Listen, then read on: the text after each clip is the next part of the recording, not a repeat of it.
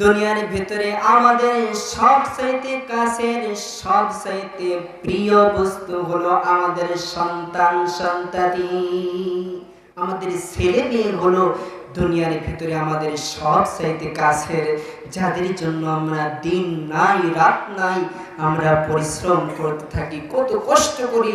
এই যে আমার বাবা যে এখানে বসে আছে, যারা খেতে খামারে কাজ করতে করতে হাতে এমন অবস্থা হয়ে গেছে, মুসাফা করলে বোঝা যায় ইটের মতো শক্ত হয়ে গেছে, এতটা পরিশ্রম করেছে কাদের জন্য? সন্তান সন্ততিকে মানুষ করার জন্য, বড় করার জন্য, তাদেরকে মানুষের মতো মানুষ করার জন্য তিনি এত কষ্ট করেছেন। এই জন্য এই সন্তানকে মানুষের মতো মানুষ করতে হবে, কারণ সন্তান যদি মানুষ না হয় সেই পিতা মাতাই জানে যে তার কত যন্ত্রণা। কিন্তু দুনিয়াতে সবচেয়ে কঠিন কাজ হলো এই সন্তানকে মানুষের মতো মানুষ বানানো। কারণ গরু ছাগলের পেট থেকে গরু ছাগল হয়, কিন্তু মানুষের পেট থেকে যেটা হয় ওইটাকে মানুষ বানিয়ে নিতে হয়। আর সন্তানকে মানুষের মতো মানুষ বানাইতে হলে সর্বপ্রথম তাকে কোরআনের শিক্ষা দিতে হবে, তাকে হাদিসের শিক্ষা দিতে হবে। সম্মানিত উপস্থিতি, আমি আপনাকে কথা বলছি না যে আপনার সন্তানকে আপনি মাদ্রাসায় পড়ান, আপনি আলেমই বানান, আমি কথা বলছি না।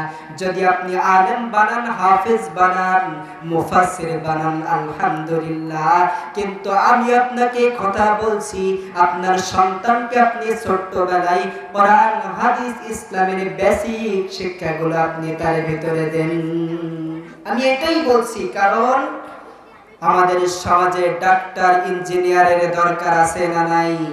সুতরাং আপনার সন্তানকে আপনি ডাক্তার ইঞ্জিনিয়ার বানান, কারণ আমি হুজুর যখন অসুস্থ হয়ে পড়ব তখন কিন্তু হুজুরের কাছে নিয়ে যাবে না, নিয়ে যাবে ডক্টরের কাছে। সুতরাং আপনার সন্তানকে আপনি ডাক্তার ইঞ্জিনিয়ার বানান, কিন্তু সর্বপ্রথম আপনার সন্তানকে কোরআনের শিক্ষা দিতে হবে, তাহলে সে কখনো দুর্নীতি করবে না। সন্তানকে শিক্ষা দিতে হবে যেমন ভাবে লুকমান আলাইহিস সালাম তার সন্তানকে শিক্ষা দিয়েছেন। আল্লাহ রাব্বুল আলামিনের কাছে এত পছন্দ হয়েছে, আল্লাহ রাব্বুল আলামিন কোরআনুল কারীমের ভিতরে আয়াত নাযিল করে দুনিয়ার সকল মানুষদেরকে আল্লাহ রাব্বুল আলামিন শিক্ষা দিয়েছেন। সকলে বলি সুবহানাল্লাহ। আল্লাহ রাব্বুল আলামিন বলেন, وَإِذْ قَالَ لُقْمَانُ لِابْنِهِ وَهُوَ يَعِظُهُ يَا بُنَيَّ لَا تُشْرِكْ بِاللَّهِ। আল্লাহ রাব্বুল আলামিন বলেন, স্মরণ করো সেই সময়ের কথা যখন লুকমান আলাইহিস সালাম তার সন্তানকে বলেছিলেন, হে বৎস, হে সন্তান, লা তুশরিক বিল্লাহ, আল্লাহর সাথে কাউকে শরীক করো না। ইন্নাশ শিরকা লাযুলমুন আযীম, কারণ এই শিরক হলো সবচেয়ে বড় গুনাহ।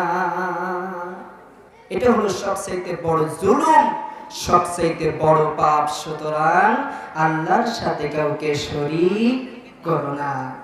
এভাবে লুকমান আলাইহিস সালাম তার সন্তানকে শিক্ষা দিলেন, ইয়া বুনাইয়া আকিমিস সালাতা ওয়া'মুর বিল মা'রুফি ওয়ানহা আনিল মুনকার ওয়াসবির আলা মা আসাবাক।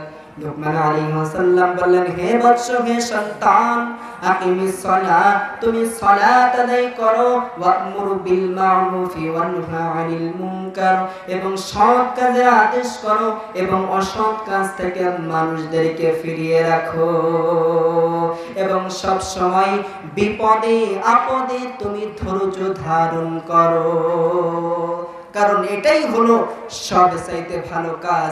কিন্তু আমরা আমাদের সন্তানদেরকে এভাবে শিক্ষা দিতে পারি না, আমরা আমাদের সন্তানদেরকে ধৈর্য শিক্ষা দিতে পারি না, যার কারণে দেখা যায় বিভিন্ন একটু ছোটখাটো কারণে অনেক জায়গায় দেখা যায় আত্মহত্যা পর্যন্ত করে, আছে না নাই?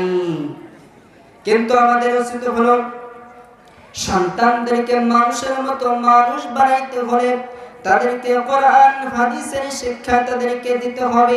তাদেরকে ধৈর্য শিক্ষা দিতে হবে, তাদেরকে নামাজের আদেশ করতে হবে, তাদেরকে ভালো কোনটা মন্দ কোনটা এটা শেখাইতে হবে, তাদেরকে দ্বীনের দাওয়াত দেওয়ার জন্য তাদেরকে আহ্বান করতে হবে। এরপরে লোকমান আলাইহিস সালাম বললেন, ওয়ালা তুসাইর খাদ্দাকা লিন্নাস। এরপরে তার সন্তানকে বললেন, হে সন্তান, হে বৎস, কোন মানুষকে তুমি ছোট করো না, কোন মানুষকে উপহাস করো না, কোন মানুষকে তুমি অপমান করো না। কে বলছেন? লোকমান আলাইহিস সালাম তার সন্তানকে এই উপদেশ দিচ্ছেন। আর আল্লাহর কাছে এত পছন্দ হয়েছে, আল্লাহ রাব্বুল আলামিন দুনিয়ার সকল মানুষদেরকে শিক্ষা দিলেন। সকলে বলি সুবহানাল্লাহ। সম্মানিত উপস্থিতি, এই জন্য আমাদের দায়িত্ব হলো সন্তানদেরকে ছোট্টবেলা থেকে কোরআনের শিক্ষা দিতে হবে, সন্তানদেরকে হাদিসের শিক্ষা দিতে হবে, সন্তানদেরকে ইসলামের বেসিক শিক্ষাগুলো তাদের ভিতরে দিতে হবে। রাজি আছি তো ইনশাআল্লাহ?